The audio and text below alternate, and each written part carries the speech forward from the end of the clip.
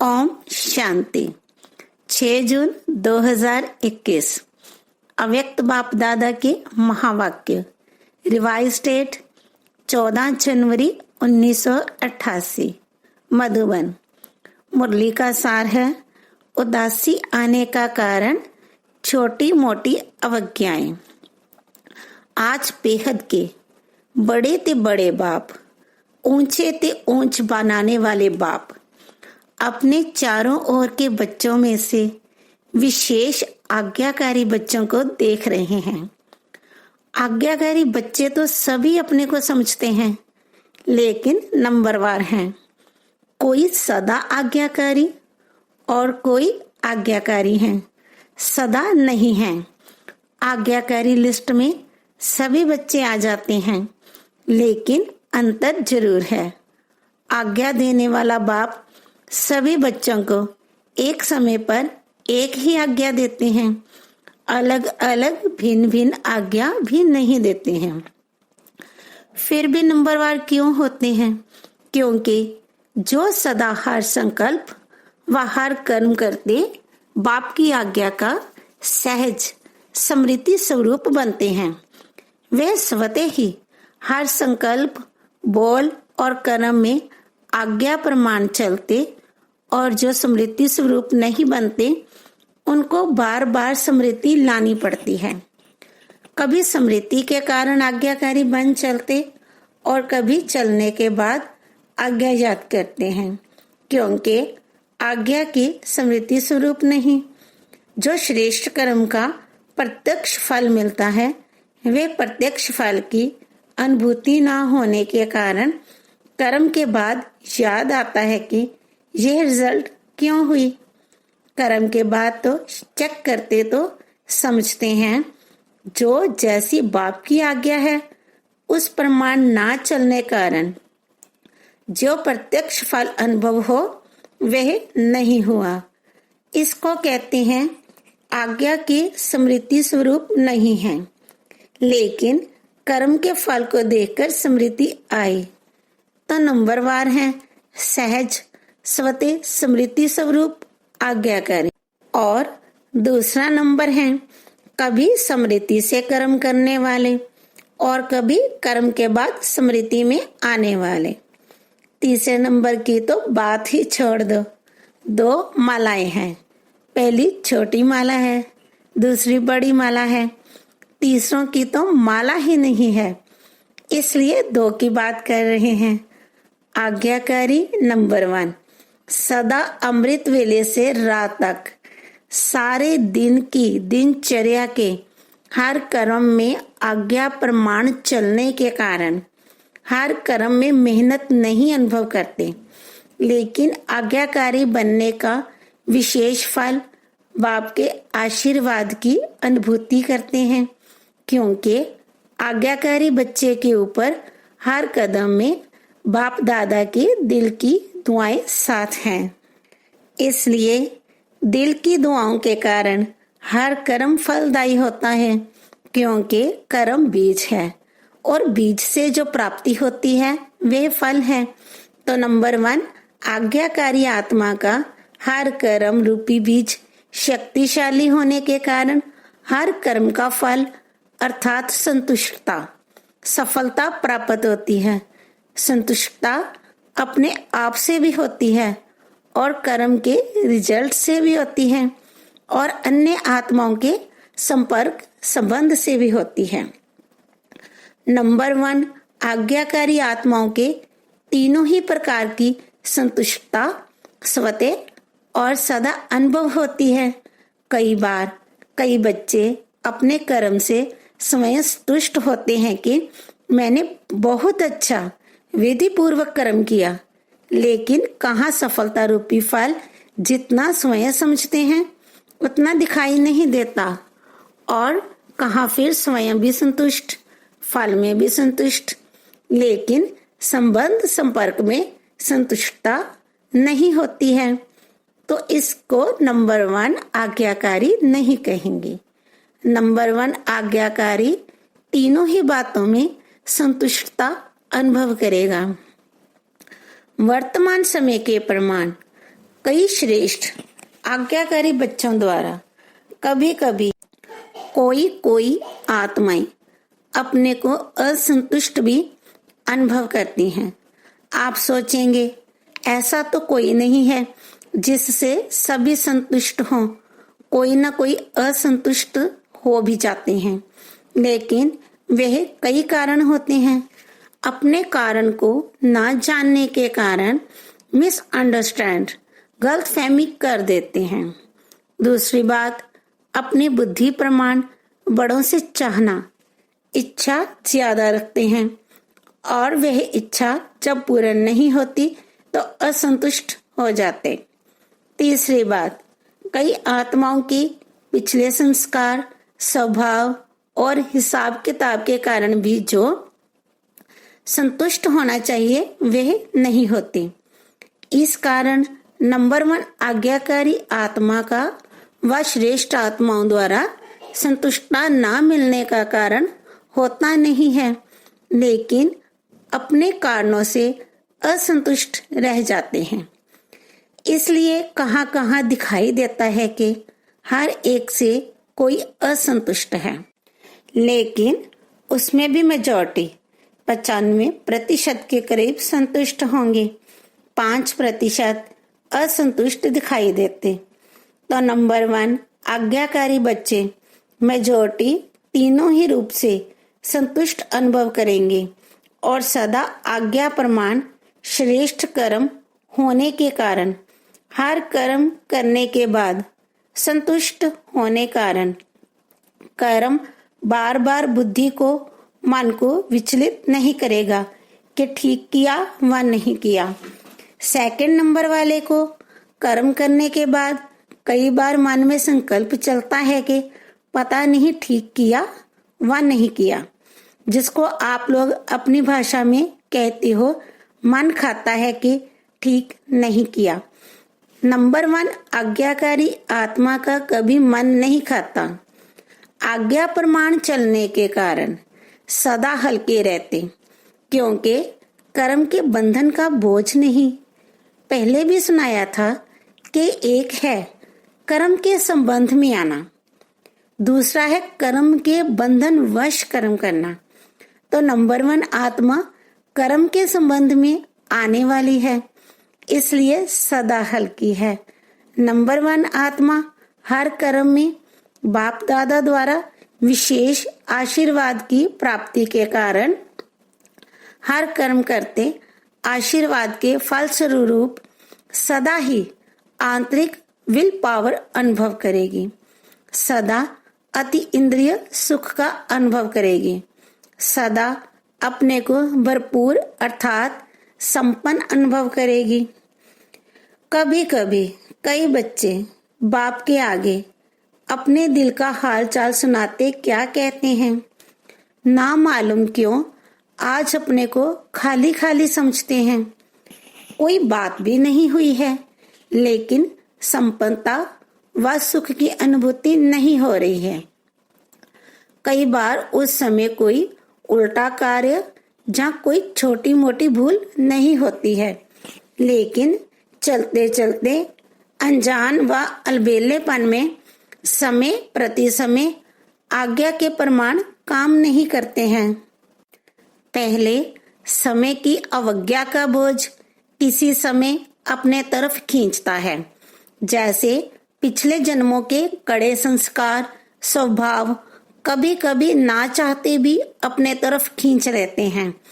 ऐसे समय प्रति समय की हुई अवज्ञाओं का बोझ कभी कभी अपने तरफ खींच लेता है। वह है पिछला हिसाब किताब, यह है वर्तमान जीवन का हिसाब, क्योंकि कोई भी हिसाब चाहे इस जन्म का चाहे पिछले जन्म का लगन की अग्नि स्वरूप स्थिति के बिना भस्म नहीं होता। सदा अग्नि स्वरूप स्थिति अर्थात शक्तिशाली याद की स्थिति, बीज रूप लाइट हाउस माइट हाउस स्थिति सदा ना होने के कारण हिसाब किताब को भस्म नहीं कर सकते हैं। इसलिए रहा हुआ हिसाब अपने तरफ खींचता है। उस समय कोई गलती नहीं करते हो कि पता नहीं क्या हुआ, कभी मन नहीं लगेगा, याद में, सेवा में व कभी उदासी की लहर होगी।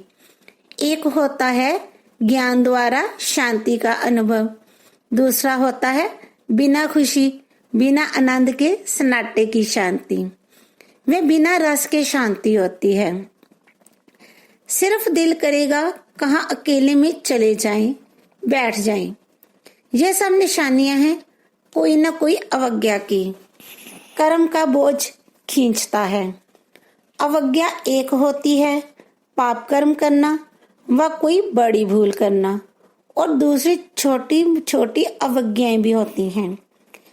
जैसे बाप की आज्ञा है अमृत वेले विधि पूर्वक शक्तिशाली याद में रहो, तो अमृत वेले अगर इस आज्ञा प्रमाण नहीं चलते तो उसको क्या कहेंगे, आज्ञाकारी या अवज्ञा। हर कर्म कर्मयोगी बन के करो, निमित्त भाव से करो, निर्माण बन के करो, यह आज्ञाएं हैं। ऐसे तो बहुत बड़ी लिस्ट है, लेकिन दृष्टांत की रीति में सुना रहे हैं। दृष्टि वृत्ति सबके लिए आज्ञा है। इन सब आज्ञाओं में से कोई भी आज्ञा विधि पूर्वक पालन नहीं करते तो इसको कहते हैं छोटी मोटी अवज्ञाएं। यह खाता अगर जमा होता रहता है तो जरूर अपनी तरफ खींचेगा ना। इसलिए कहते हैं कि जितना होना चाहिए उतना नहीं होता।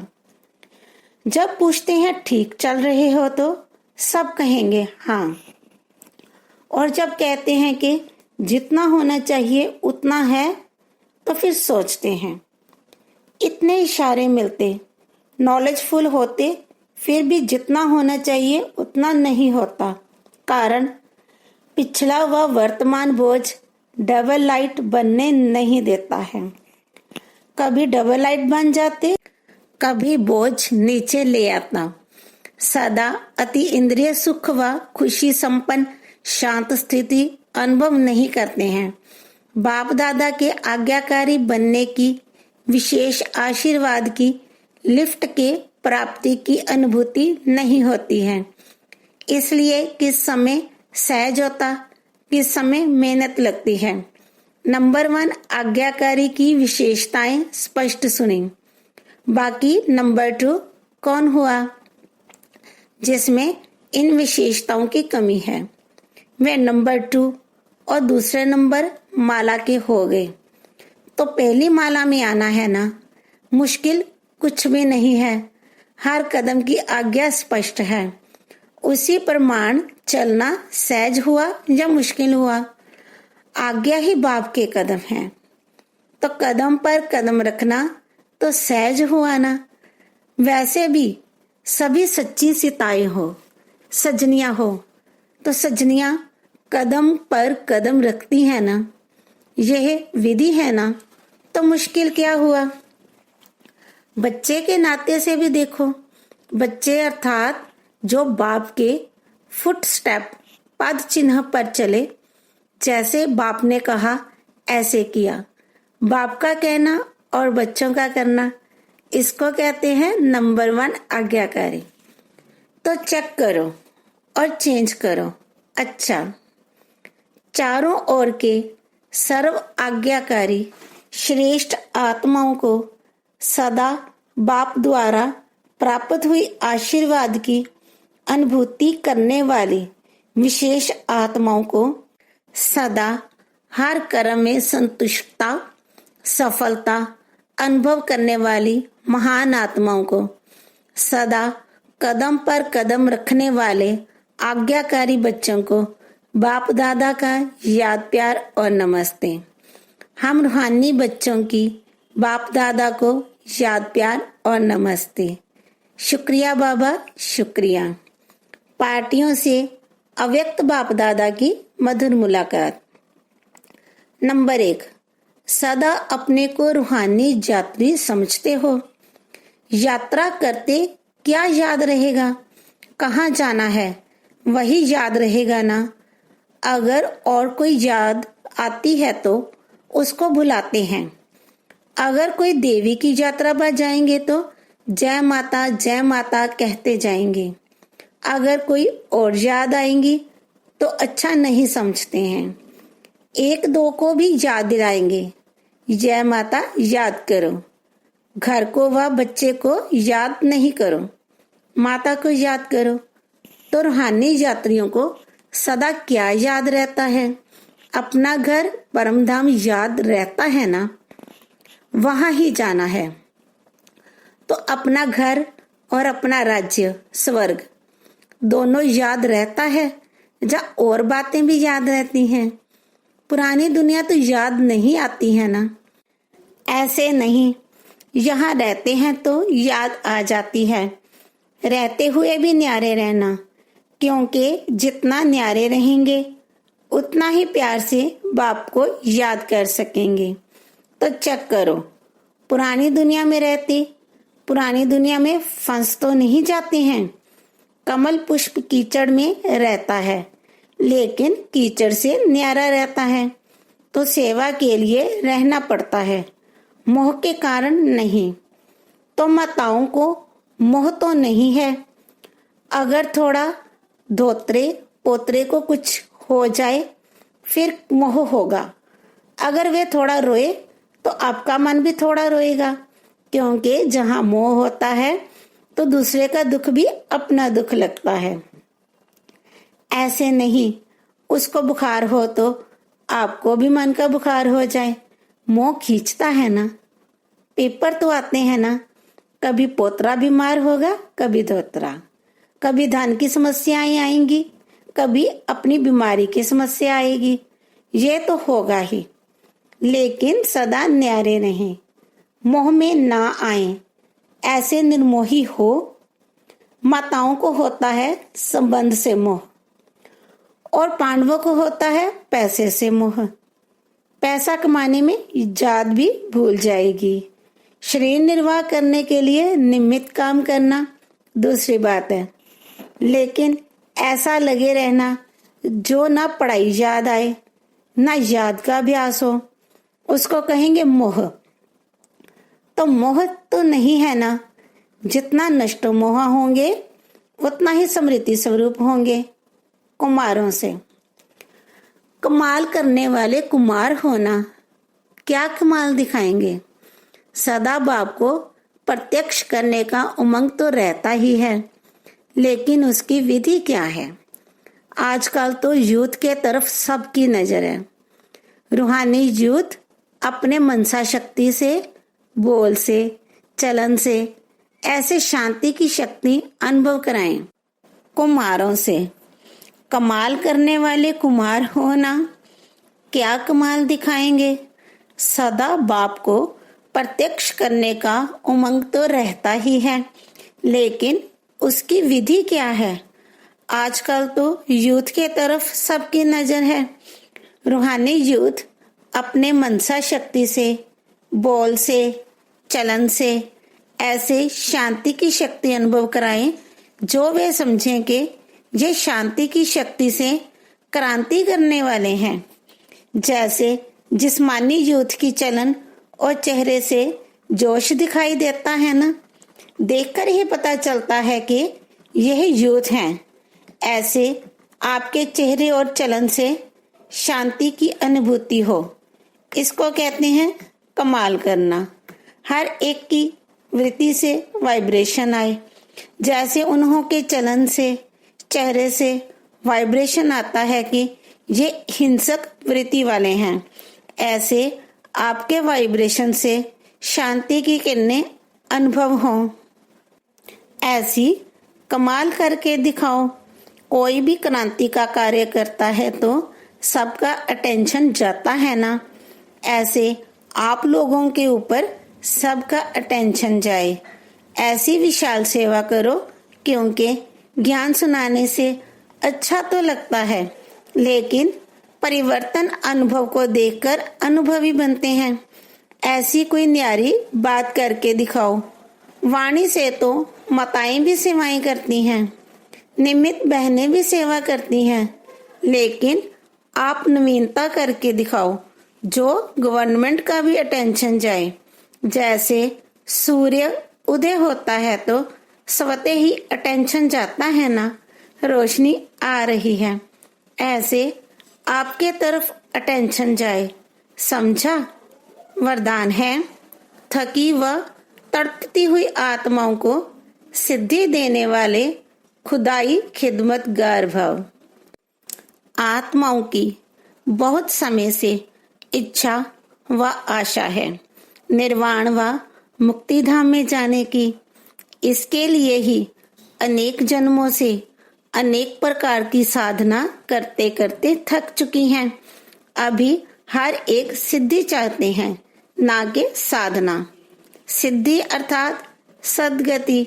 तो ऐसी तड़पती हुई, थकी हुई, प्यासी आत्माओं की प्यास बुझाने के लिए आप श्रेष्ठ आत्माएं अपने साइलेंस की शक्ति व सर्व शक्तियों से 1 सेकंड में सिद्धि दो, तब कहेंगे खुदाई खिदमतगार।